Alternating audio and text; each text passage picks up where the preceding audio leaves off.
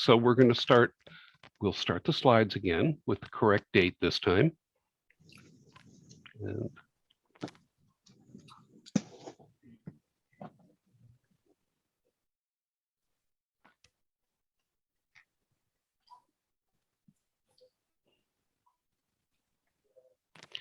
okay.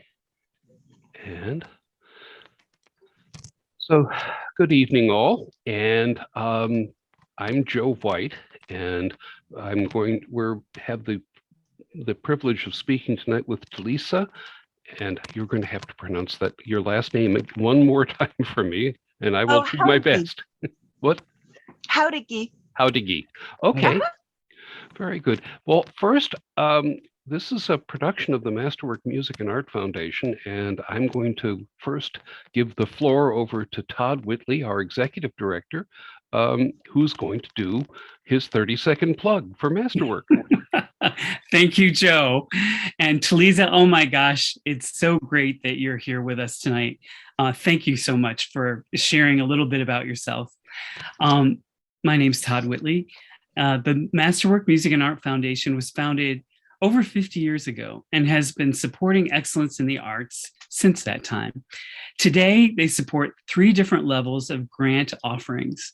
There's a Premier Award, a $10,000 award to an artist of a different discipline that's given out each year. There are community grant awards, and then there are competitive awards. We also offer free classes and have this series here, A Life in the Arts, which celebrates people who've committed their lives to the arts in different ways. So Tlisza, I had the great pleasure of meeting you a few years ago, and here we're reunited again. I'm so excited for this interview. Take it away, Joe. Okay. And I hope I can live up to the billing. But at any rate, I've been enjoying looking at your work in all the different places one can find it on the web, which is a wonderful thing, although I always look at this and go, copyright? Yeah. No, but No how worries. do you folks get paid is my concern. Because unless we can get paid, we are we run out of ability to produce art. But anyway, so I'm gonna just start asking you. It's kind of like, how did you get here? I mean, we all start out as kids who have dreams and of doing different things. And what was your dream? And what I don't know, what things guided you along the path that took you to producing all of this great visual beauty? So one thing I want to thank my mom and my grandmother, who are no longer with me. They're the ones that kind of prompted me on this path. My grandmother was an amazing artist, and my mom was an artist in her own right. She was an athlete, and she was incredible. So between the two, that was pretty much who put me on the path that I am now. And my mom actually kind of like pushed me towards education as well, to become a teacher. So I actually finished my my master's and my doctoral. I have doctoral coursework, so I was teaching graduate students and teachers how to teach. So I went from like learning my grandmother's crafts, which are indigenous based, such as chaquira and weaving and crocheting and knitting and beading, to a more Western path, which was like easel painting. So my mom would take me to the classes that the city of Phoenix provided. So that was one of my routes. And so she always kind of supported me in terms of my art. And so she was always bringing me paper and materials to work with.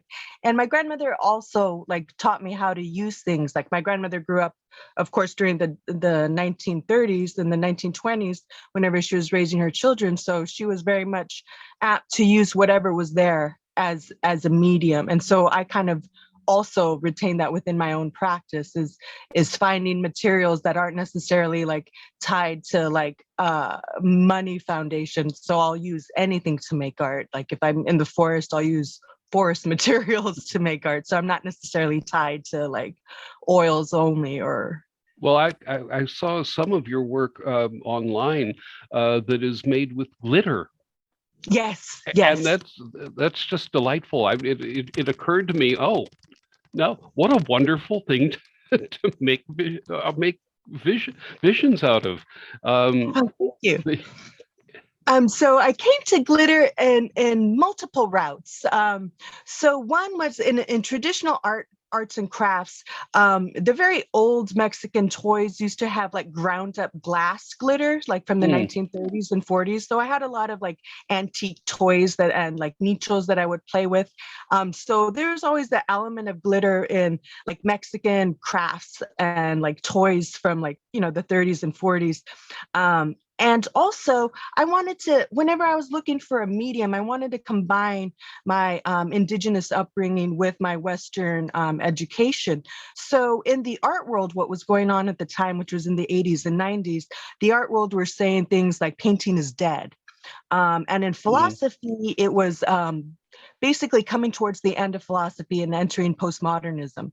So I wanted both like postmodern aspects to my work while retaining my traditions, my indigenous traditions. And it's not necessarily known, but the Mexica priests, who were the Aztec priests, used to rub their bodies with mica. So they would be putting glitter essentially on their bodies. And in Mexican Aztec culture, there are people that aren't necessarily in Western culture. They're called Tlamatiminis. And Tlamatiminis are basically philosopher artists. And my first degree is in philosophy. I graduated with a philosophy degree from Vassar College. So I wanted to combine the philosophy and the art. And within my own culture, within the Mexica Mexican Nahuatl culture, I was able to do that because they already had the concept of the philosopher artist. So glitter came in terms of like a conception. My work is conceptually based. And one of the things, what do Lamatiminis do? What do philosophers do? And in Aztec tradition, what they did was they would place mirrors in front of the individual in order for the individual to find their own identity and their own place within society, to find the self through mirroring. So with glitter, I was able to conceptually place tiny little mirrors, tiny little mirrors in front of the viewer, which would then reflect the viewer. And also it conceptually reflects the environment as well. Because of the rise of computers, I wanted an art form where you actually had to physically see it. And with glitter, glitter is informed, my paintings and my work are informed by the environment. So depending on the light source, that's going to affect the way it looks. And when one comes to see my work, what one sees is also going to be a reflection in the work itself. My saying as an artist is, I know who you are by what you see. So that was one route. Yeah, well, we've been talking about about your wonderful pieces. I think it might be a good moment to see some of them, so you can share a few with us. I was going to say, but the particular thing that's lovely about glitter is that you really have to be physically in its presence. You can't. Yes. You don't see it over the. Well, you won't see it now, folks. So, but you can imagine. Okay, so I'm going to share, and then I don't know if you'll see me or I'll be gone here. Mickey, my cat, wants to participate here. I can hear. Even though I gave him food so he wouldn't do this, but he's 17 years old, so no, they get to do what they want. Right? we have two, and they own the place. They just rent to us. Yeah, exactly. So this is one of my first glitter paintings, and this is called La Anima Sola. And she's a Mexican Catholic conceptual saint of someone in purgatory. And I painted this in 1995. So it's going to be almost it's 27 years old this year. Yep.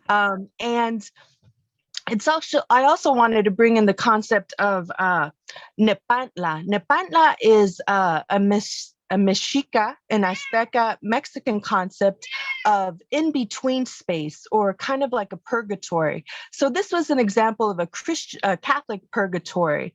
And so I kind of envisioned ourselves and myself in a Nepantla space, neither here nor there.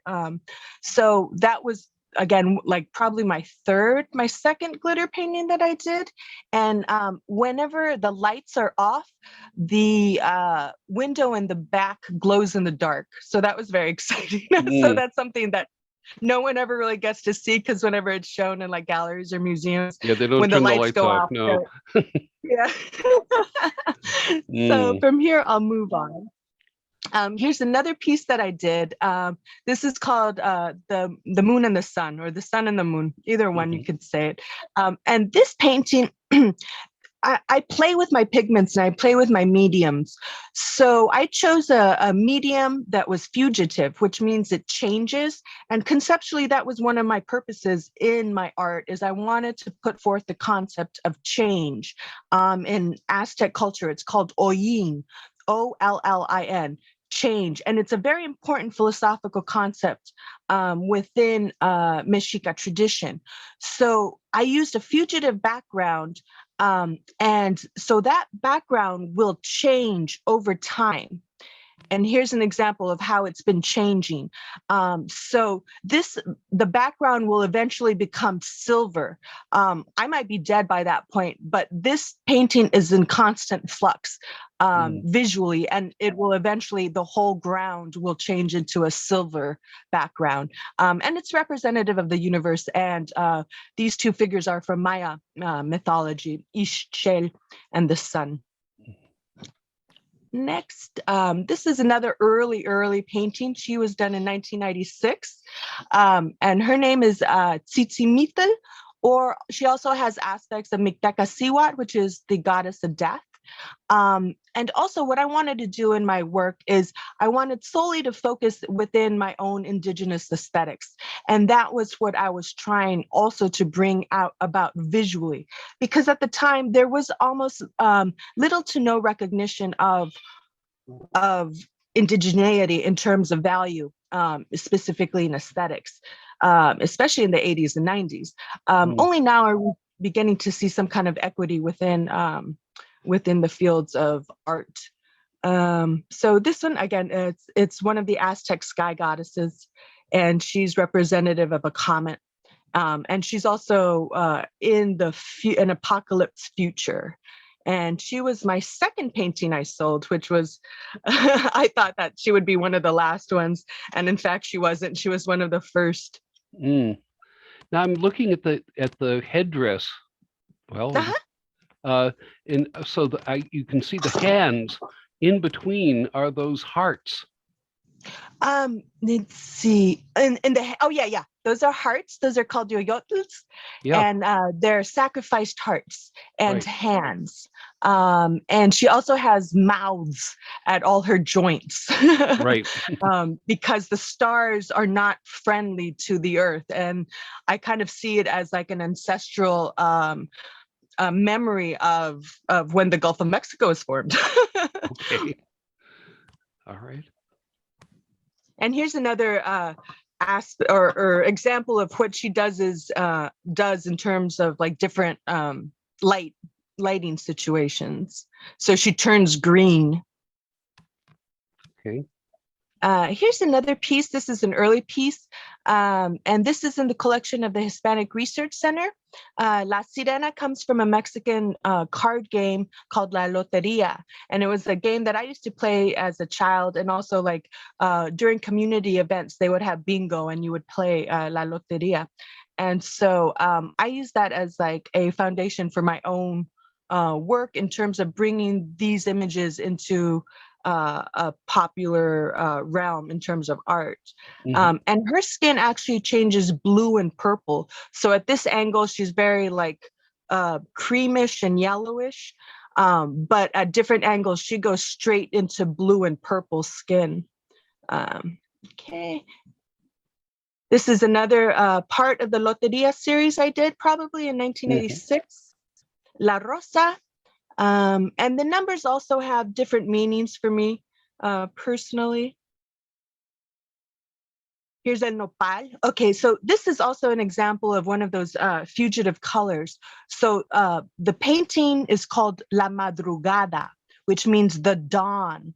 And eventually it will go from a nighttime sky to daylight. It will also become silver. The whole background sky will become silver. So it's a process of becoming what it is. And that's also like definitive of our own like ontological process of like identity and identifying ourselves and becoming who we are. So I wanted to again bring that concept of change into it. Are you And it documenting physically that? changes. Are you or Actually, it's photographing kind them at different stages? yes, sort of, because it's in storage at my house in Arizona. So Okay. it hasn't been seen for a while. So I don't know what it's doing. Mm.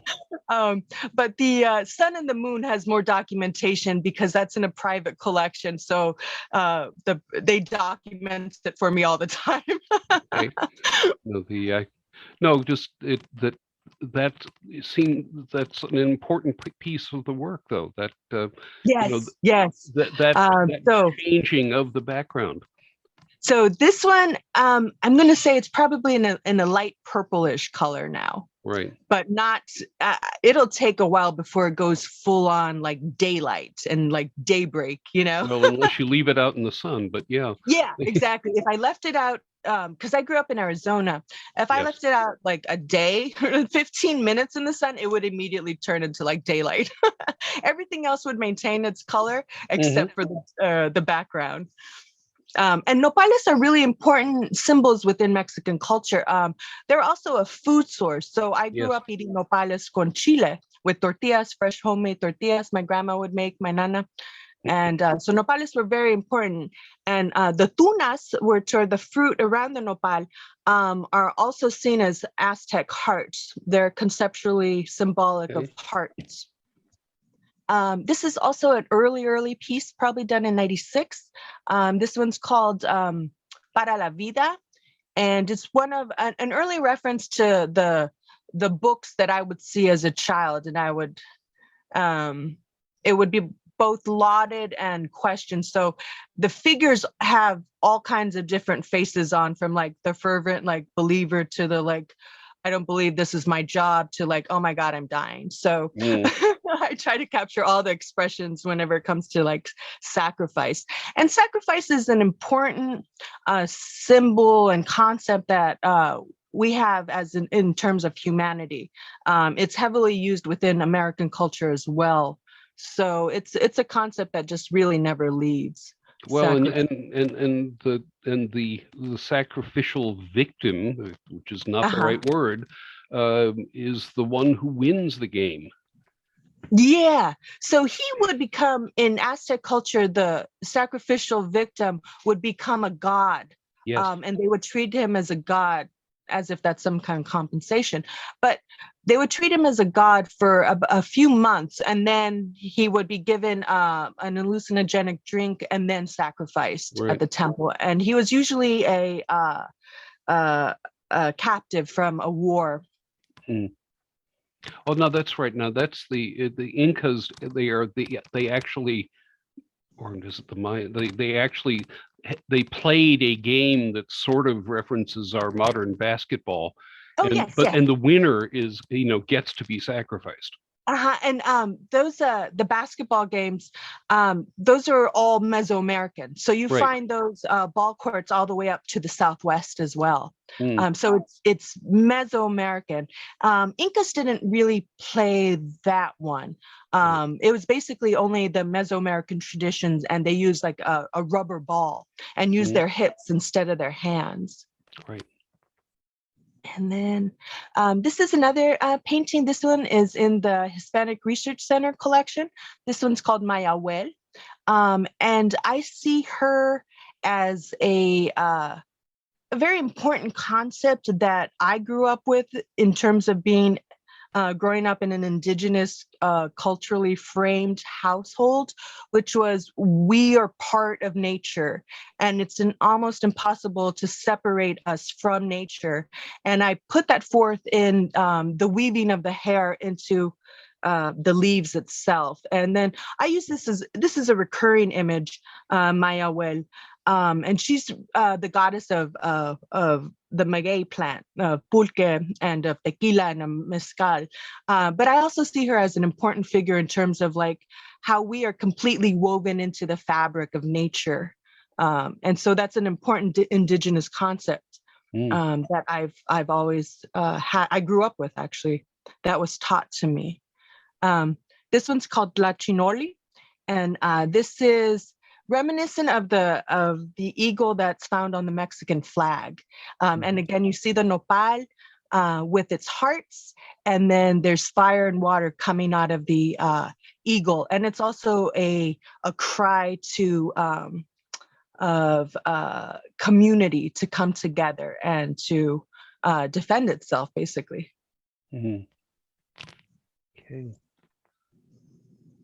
This one's another symbol for sacrifice, and these are thorns. One of the ways to pray to the gods in Mexican culture and Mexica culture was to take thorns from the nopales, from the cacti itself, and pull the thorns in your tongue or other parts of the body.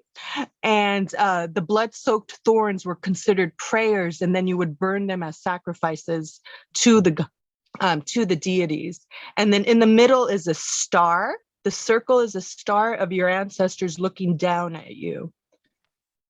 Okay, here's another árbol de la vida, or tree of life, again, which is like just the concept of the tree of life. And this is in a private collection. And I also, one of the things that also inspires my work is that I studied the books of the Aztecs and the Mayas, and they were called the codices. And the majority of them were burned during the European invasion. Yes. And when the Spaniards invaded, and only 3 original texts were left for the Aztecas and about 2 for the Maya, though the books were made after, written after the Spaniards settled down as well, whenever the priests came over, the padres. So this one is from one of the older ones, and it's from a religious text. And I found it curious because of its DNA quality, which is part of the initial drawing of it. So this is taken from one of the books. And I taught myself how to read those books because back in the 90s, when there was no internet, basically came out in 95. So I had to teach myself how to read the books because there was no like online references at all. And it was very difficult to get the books themselves. Yes. This one is Sipakli, and she is the earth monster or the earth goddess. And from her, we became the earth. So from her body, she became what we live on. So the earth for Mexican Mexica mythology is a big giant alligator swimming in the primordial waters is this one. So Sipaki. And my mother also used to call me Lizard as my nickname. So I have a love for anything that's reptilian. This one is called Smoke and Mirrors. This is in a private collection in San Francisco. And it's a picture of Tezcatlipoca, the nighttime god. I myself am very nocturnal, as my friends know.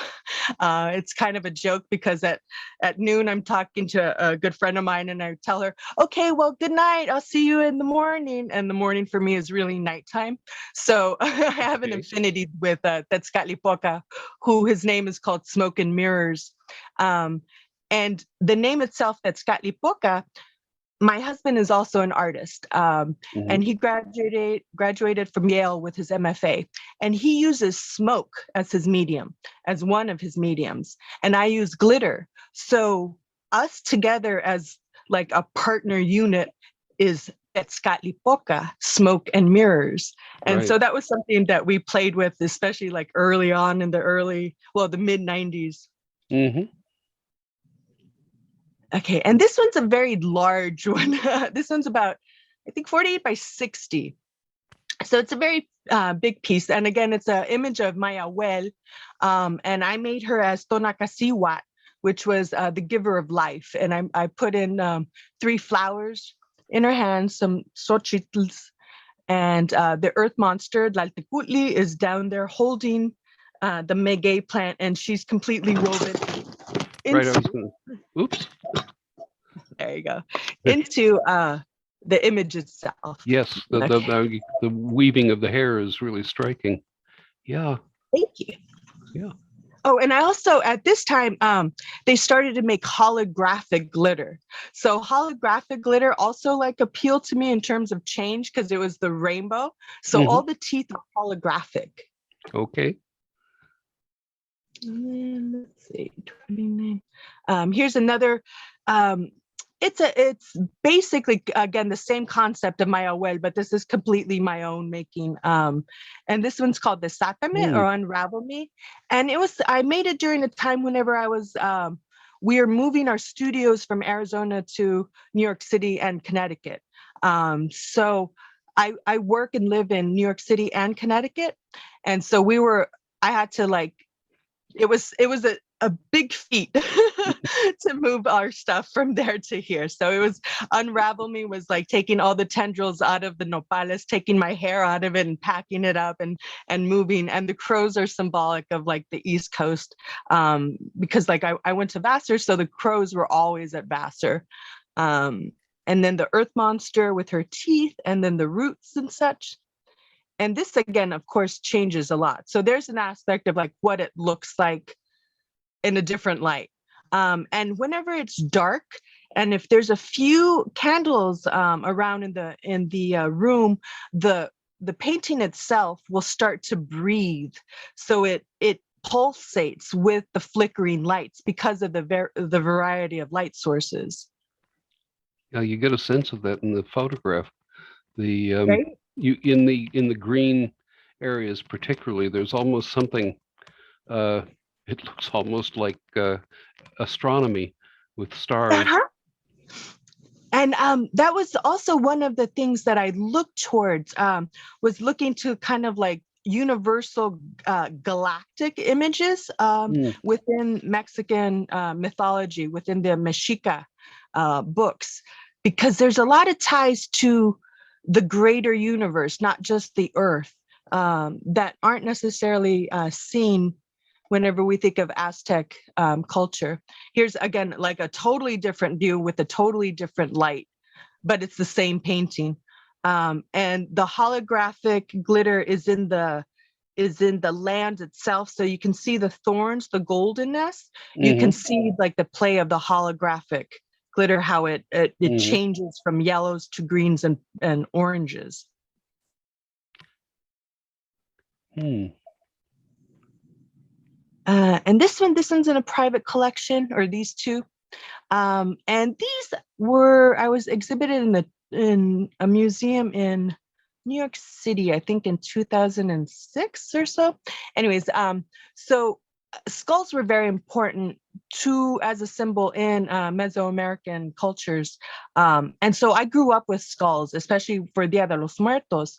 And Yeah. skulls are we weren't scared of skulls within like my own family and like surrounding societies. Like skulls were very like normal back then, and I think they're probably normal now, but it wasn't such the case in like the US like in the No. 90s. It wasn't until like probably Hearst's diamond skull which he made whenever the kind of normalized skulls within our culture. But before that, they weren't. So I had to teach a lot about like not to be scared about skulls. Oh, and I use mirrors, like actual physical mirrors, in my paintings too. So those big circles are mirrors.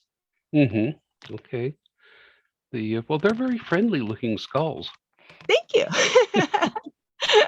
Well, they are. And here's some more, and then with the mirrors. Right now with the And it's very curious because like no one can look at the painting without looking at themselves in the mirror too. I'll stand back during like exhibitions and such and just watch people, and always our monkeyness comes out with like, oh, it's a mirror. Oh, look, there's me. No, well, listen, I do these Zoom interviews with people, and one of the most distracting things is that I'm there, and I have to, Like, no, you're not looking at that. That's not going to help anything. But I don't know. I need to figure out some way to have that not be there. But anyway, so let's. I'm just kind of closer moving along because we're moving through the paintings. This one was done while I was over here in the East Coast. And this one is called Metronome Effect. And I also see and consider my paintings to be koans, Koans, koans. Yes. Koans in Japanese culture are little conceptual problems, like math problems, and you have to figure it out. Yeah, things that don't entirely make sense the way they're said. Exactly. And then that jam your head. Exactly. And then you have to figure it out.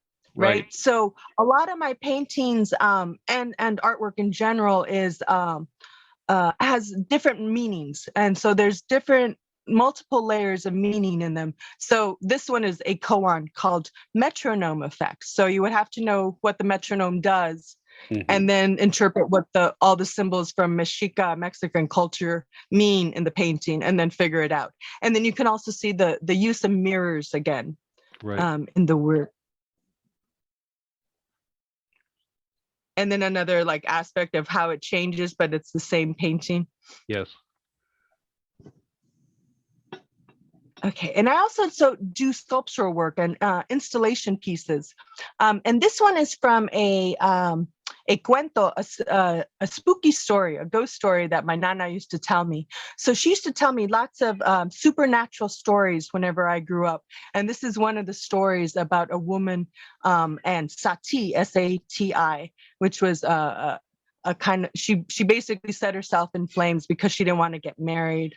So she was a ghost that would haunt one of the desert towns during her anniversary. And you would see a bride in flames running down this like desert town, the ghost, of course. And then these are in the Anthropology Museum. And that was one of the questions Todd had asked me, was how things have changed in the art world. And one thing I am saying is that it is now moving towards inclusivity, whereas before that word wasn't even mentioned in museums and galleries. So inclusivity, yes, it's very good. Prior to that, many times in the 90s, and this is something that both my husband and I would bring to the attention of like people in power, was to stop putting us Native peoples in anthropology museums with dinosaurs and bugs. So in the 90s, I was asked, and I was very grateful to exhibit at the Anthropology Museum because other museums would not necessarily ask me to. So whenever the Anthropology Museum asked, I was like, of course I'll show my work. You take commissions so where you get them. Yes. Exactly, exactly. So they now own the pieces, and these are two little nichos, which are two little conceptual sacred spaces, based again with the nopal and the desert skies, night and day, and then using the loteria cards. And these, I think, in the late 90s or so. Yeah. I made those. Well, I'm just delighted to see that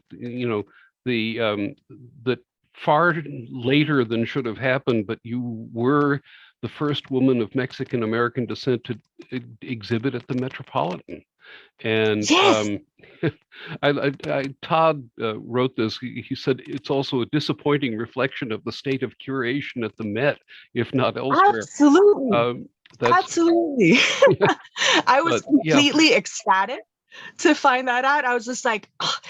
And again, I got the message whenever the Metropolitan contacted me. I got the message on an answering machine, and this is well, naturally, 2008.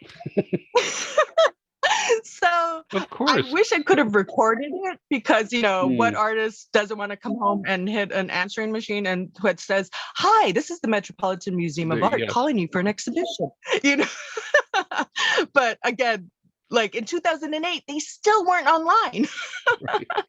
So, Yep. it wasn't until like after social media that everybody started to come online and then started to see like inequities within like curation and within collections.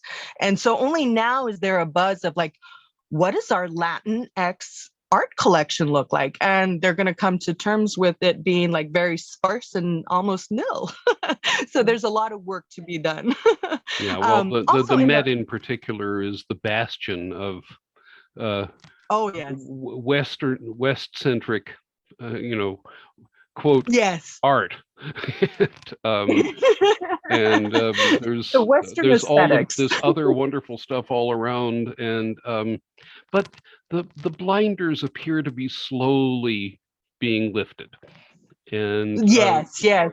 And I think that because they see social media, so it's the whole monkey effect of seeing the self in the mirror mm, and then saying, wow, our collection isn't complete at all. It's not a reflection of the aesthetics of all the aesthetics that has been occurring in the US prior to the US existing. So that's something that needs to be dealt with, I think, at least in terms of like value. If you're going to enter in the realm of aesthetics, it needs to be multifaceted and not a monoculture definition of what aesthetics is.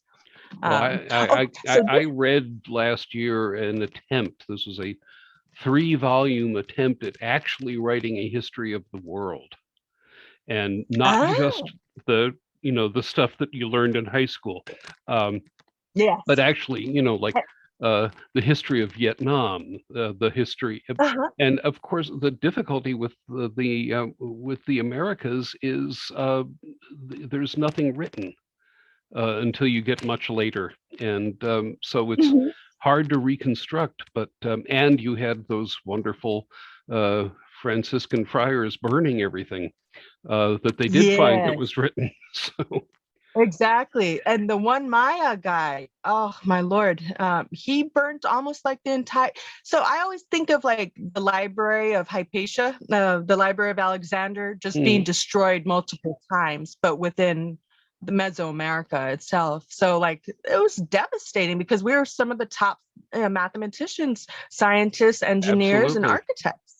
You know, And so we would like to have that. The people in the mathematics world would actually, there's stuff to learn from that.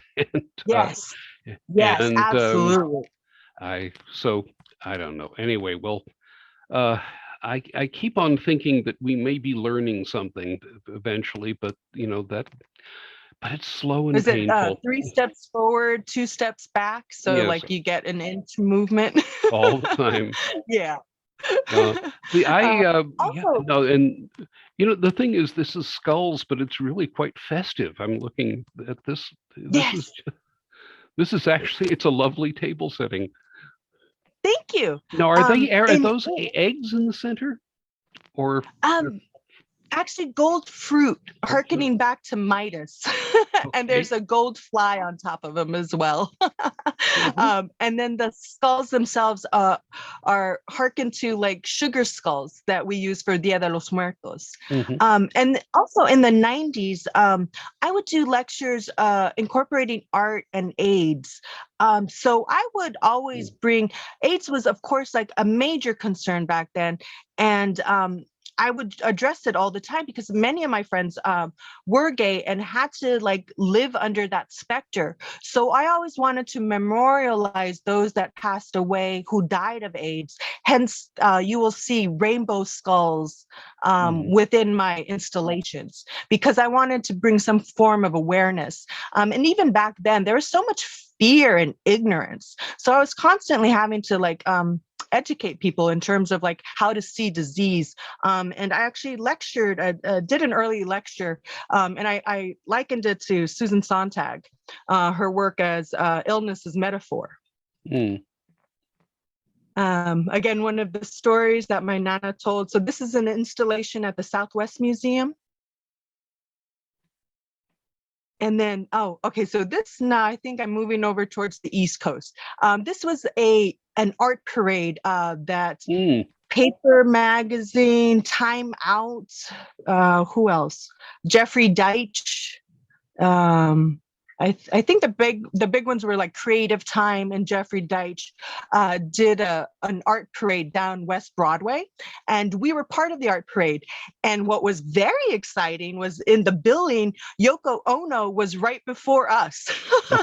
So in the billing it said Yoko Ono, and then the next artist was Tlisza Jaurique and Mark Ziliak. So that was very thrilling because I love Yoko as an installation conceptual artist. So so this was the after effect of the parade, wherever the parade ended at the end of West Broadway in front of Deitch's gallery. So that was the sculpture that we paraded down Broadway. It's also a sculpture we brought to the Metropolitan Museum of Art. I am highly interested and always have been in, again, the spirituality of Mesoamerica. So in my installations and sculptures, I depict the goddesses a lot. And she basically is a Catholicized version of Micteca, the goddess of death and the underworld for the Aztecas. And then that's me and my husband wearing masks.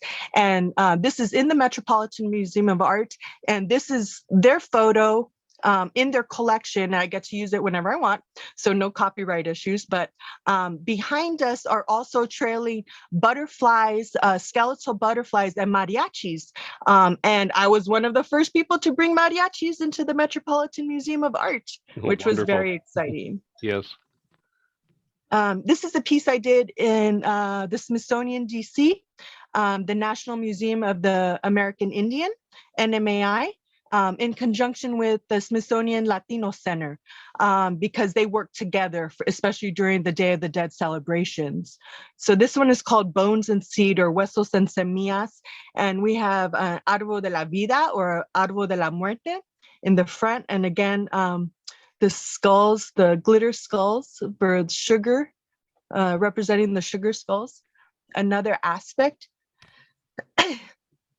When I first started working with the Smithsonian, I helped shape and define their Day of the Dead programming. And when I was an invited artist and scholar there, I've been working with them for about 20 years now. The first time I came, they had a shaman do a cleansing whenever we left, because I am somebody that was recognized that I bring the dead with me. So I thought this was a beautiful concept. So my area was cleansed with a cleaning, limpia, after I left, to make sure I took all my dead people with me, which is a beautiful thing, I think. This was done in the Smithsonian in New York City, in Bowling Green, at the Alexander Hamilton Custom House, right at the end of Manhattan. And she totally would change all day long because of the lighting situation. And there's another aspect of her. This is an installation I did at the Smithsonian in DC another year. And it's called Help Me Fly Away, Ayúdame Volar. And again, it's an installation for Dia de los Muertos, and my family and my husband's family are also within the installation itself. A detail of the installation. We recognize those guys. And then this is also another installation from the Smithsonian, and this is Itzpapalotle, and she is an Aztec goddess. She's a death goddess as well, and she is the goddess of this realm called Tamuanchan. And so I wanted to recognize her. Her name, Itzpapalotl, means obsidian butterfly. And this was done in 2012 in the Smithsonian. And I also use, again, like the whole concept of reflection and mirrors and change. So the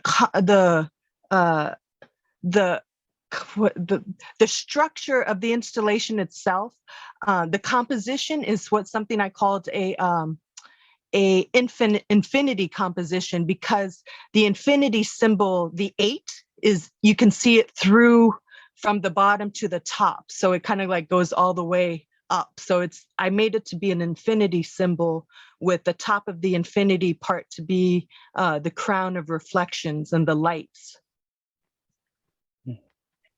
A detail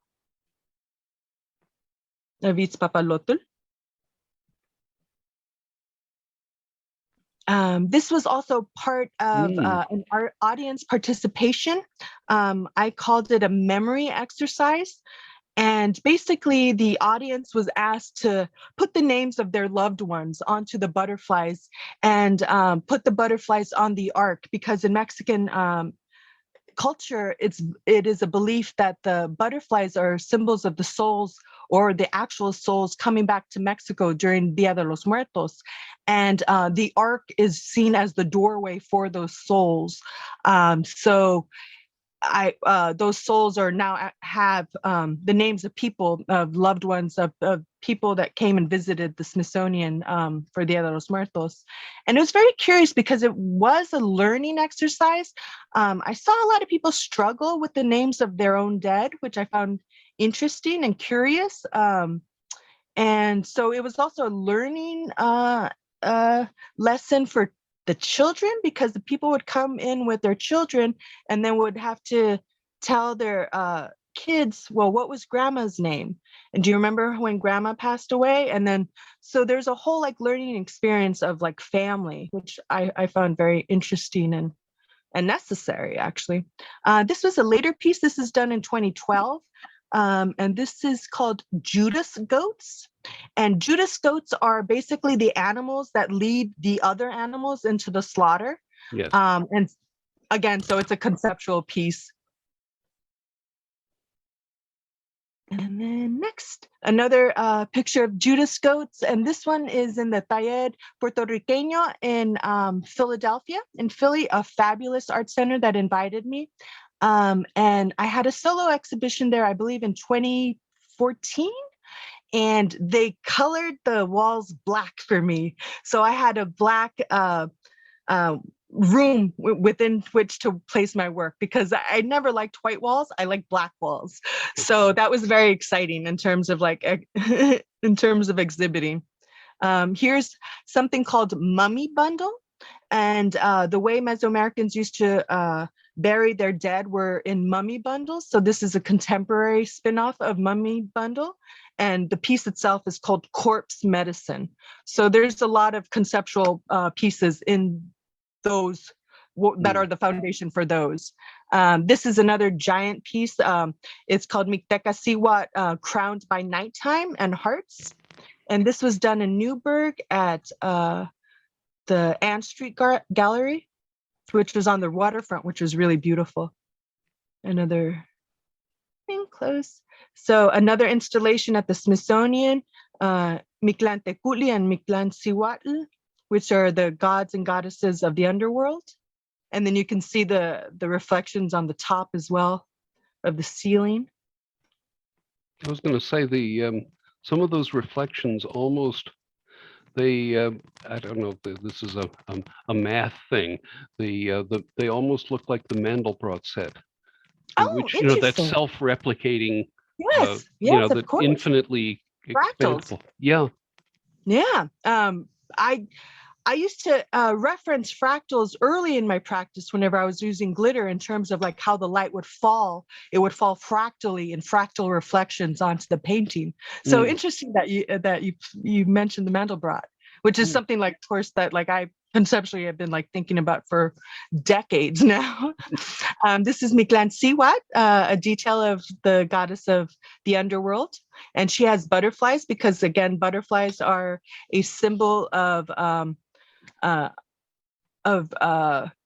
new life, basically. So it's seen that whenever you die, it's not the end. You go into the other worlds. Right. This is a piece I did at the Museo del Barrio. It's Papalotl as well. This is done in 2018 in a detail. And she's always surrounded by night butterflies. This was a series I did also in 2018, a migration series. And this one, again, was inspired at looking at dreamers, and it's called I Dreamt. And the whole series was called I Dreamt, and I paralleled it with Lao Tzu, who was the poet of I want to say like Taoism.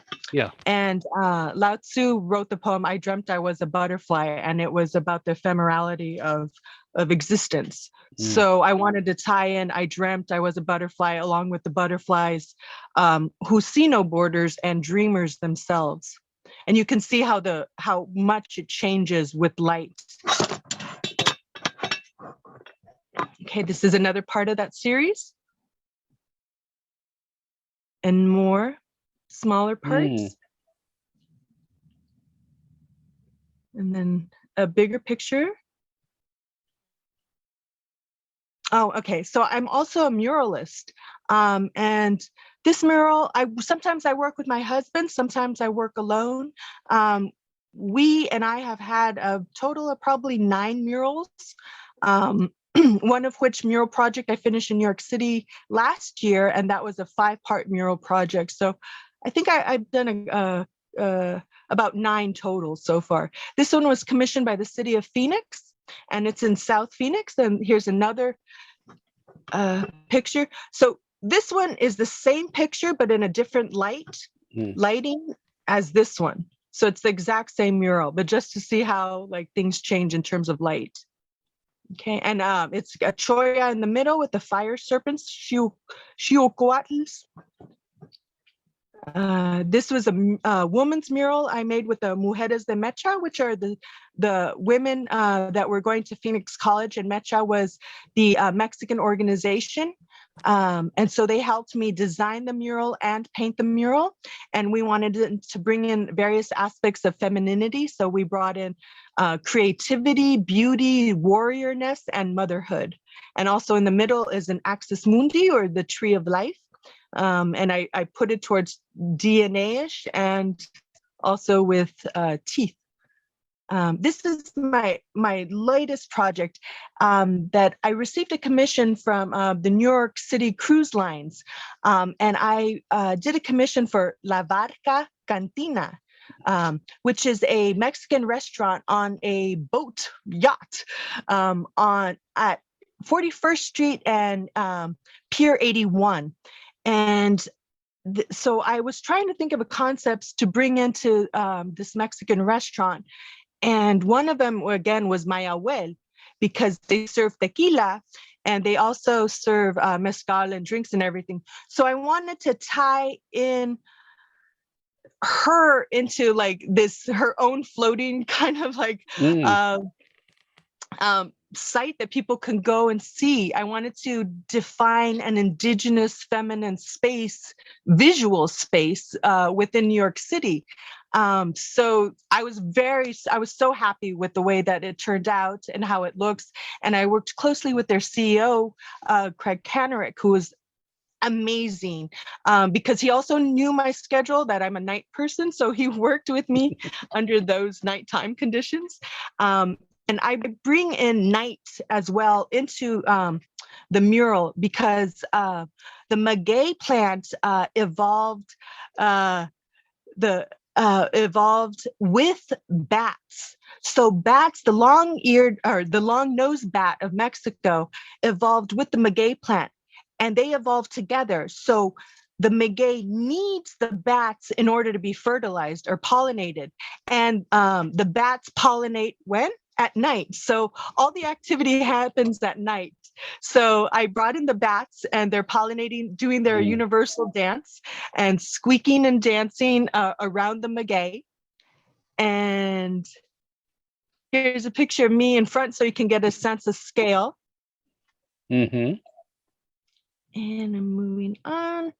And here's the moon. So again, bringing in the nighttime. And the moon is a crescent moon, and it's got the stars. Those Pokemon type balls are actually symbols of stars.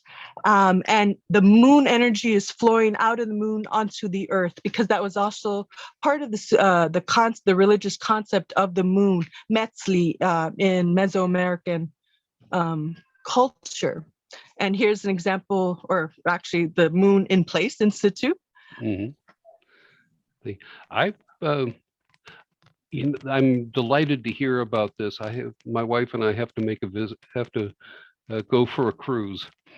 Oh, and it's so delightful because you just get this, because New York is so hectic as it is, so it's just somewhere that's like a respite in the middle of like chaos, and you just like sit there and drink and like eat good food and see the wonderful sights. Mm-hmm. And it opens in May, in the beginning of May, I believe May 5th. Oh, and here's the octopus. I wanted to bring in an aspect of the environment itself, the New York City environment. So I brought in the North Atlantic octopus, and I used the moche culture because I wanted to bring in all the cultures, Mesoamerican cultures into it. So I brought in the moche, which is a pre-Inca culture. And the humpback whales are now in the Hudson. So I wanted to pay homage to them because it was very exciting because I love whales. Mm-hmm. Here's one of the suns. So I recognized that the sun was important. There's a pink moon above one of the whales and the octopus. And I'm just kind of, and then this is a symbol of the moon and the sun. And it's basically an eclipse. Oh, okay. So, and then I do all kinds of side projects. Like during that art parade, I and we, part of the people that I put into my group, passed out, and I kid you not, 1,700 sugar skulls into New York City, and they were all rainbow. So, but I only took pictures of the green and the orange, unfortunately, but I had the whole rainbow there. And then these are some chaquira that I did with rubies, diamonds, no diamonds, rubies, sapphires, amethyst, and other parts. This is a paper cut I did. And then another piece that I'm working on presently, and some woodcuts. And then I also do photography. So I'll stop the share on that one. Okay. So I can see you guys. Okay, there. Well, thank you so much for all of that. That's just a wonderful body of work. And Thank you. I'm happy to have people get a chance to see it who might not have otherwise, but also just thank you so much for sharing it with us. And my And pleasure. the one thing that we usually at the end of each of these programs, we do ask, because part of Masterwork's commitment is one of the reasons we give our premier grants is to help the transition from academic study into profession. And being able to actually make a living doing and have a life in the arts. And so what would you offer as, I don't know, advice may not be the right word, but what would you say to someone who's starting out in terms of, what, I guess it's the word is advice, but at any rate, what would you say to them to help them on their way and on their journey? I would say ignore the naysayers Hmm, because the yeah. aesthetics are going to change. So don't listen to them, even when they're in positions of power and like give you grades. Tell them to, where they could go. But yeah, don't listen to the naysayers. Just continue on. And now we have a resource called the internet where you can teach yourself anything. You no longer need universities. I mean, you still do in order to get the like stamp, but you can teach yourself anything. And I've never stopped learning. I'm constantly learning. Like right now, my thing that I love most right now is like antique glass, like early American glass. So I mean, this is just like part of my foray. It's just like a very long foray into global art history, but that's like my interest right now is like East Coast glass. Okay. But The but I have yeah, I have a sister-in-law who specializes in a rather specific form of which is milk bottles. oh yes, absolutely, And they're absolutely. amazing that in terms of, and I mean, I don't think I will ever get her to her level of obsession with them, but I do. But you really have to appreciate all the creativity that the people who made all those things did, and Yes. it's just wonderful. And you know, the need for self-expression is, we sort of concentrate on food, water, sex, and a roof over your head and all those things. But self-expression is really almost as fundamental as those. And it's And learning to speak a different language, a visual language, yeah, which will only enrich yourself. And it also kind of helps delineate your own history. So if you create a visual language that you begin with, you continue it your whole life. So I see art as a visual expression, a form of language. well, and I was just thinking, when you were showing the pieces of work that had mirrors in them, is that the old, I don't know well, we don't know if there actually was a Socrates. Maybe Plato made him up, but we don't know. But but the life unexamined. The unexamined life is not worth living. Exactly. So And I teach this. seeing yourself. Exactly. And philosophy, the foundation of philosophy is a lover of wisdom. Yes. And that is something I pursued in my own life since I was little, since I heard the phrase Renaissance man, but I ignored the man part. I've always tried to pursue wisdom. So I am a true lover of wisdom, and it's not just necessarily to one culture, it's global culture over time. Yeah.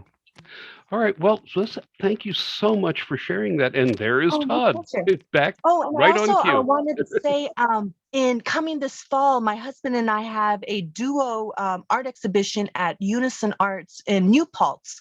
Oh, And over the summer, I will be working with the Figa Art Museum in Iowa and Davenport as well. So, and I'm on Instagram and Facebook. So I'm the only one that exists with my first name. So if you just find my first name, you can always add me. okay. Well, thank you so much. That's great. My pleasure. Tlisza. Thank you.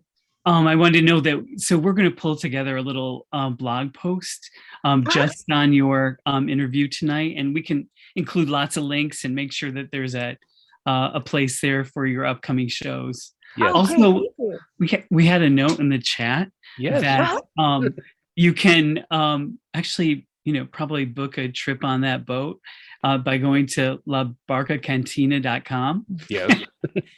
And we'll include that in the It's blog so post as fun. well. I'm Yes. now using that as my office. So if anybody Okay. needs to meet with me, we're going to meet on the boat. Okay. Oh, I want a meeting with you. Okay. Right? Drinks on me, Todd. Yeah. First round. All right. Joe, I wonder, I know it's getting a little late in the hour, but there are a bunch of people here and maybe someone wants to ask a question. Sure. Well, tell you what, I guess the simplest thing to do is to say, if you have a question, put it in the chat.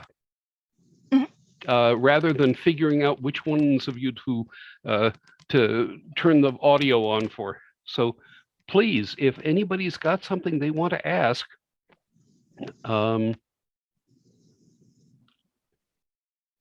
Get please, typing. Get typing.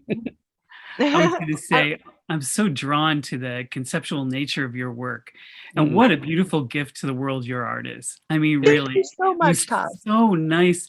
You know, as I felt like I went to an exhibit tonight. Thank you. My pleasure. Thank you so much. And I want to thank my audience too, because I know some people are visiting from Mexico City in there. And I know there's some Californians as well as New Yorkers. And so I want to thank my my audience, my friends for coming over to see me chat. And if anybody missed it, give me about 2 days. It'll be on our YouTube channel. And so we can continue to share all this beautiful stuff. Just wonderful, wonderful pieces. And I'm so glad you mentioned Socrates. I see him and Nietzsche as like, well, and add Heraclitus. Those are my conceptual fathers. Okay. Oh, and add someone called Netzahualcoyotl, who is the philosopher of the Aztecas. So if you put those four men together, that's who I see as father, Peter. Right. Okay, so Todd, would you want to? I'm going to pull up our closing slides, and I will, if you want to, just mention the foundation that got us all here together tonight one more time. Yep, here we go. And thanks again, Lisa. Thank you so much. Yes. So the Masterwork Music and Art Foundation, you can follow us on Facebook or YouTube. Visit our website at masterworkarts.org. You'll be seeing this post on with Tlisza's interview. And thanks again. So happy that you joined us. You really are a wonderful, just a wonderful artist and wonderful work. Oh, and thank you for having this at night. There you go. All right. I'm gonna. There.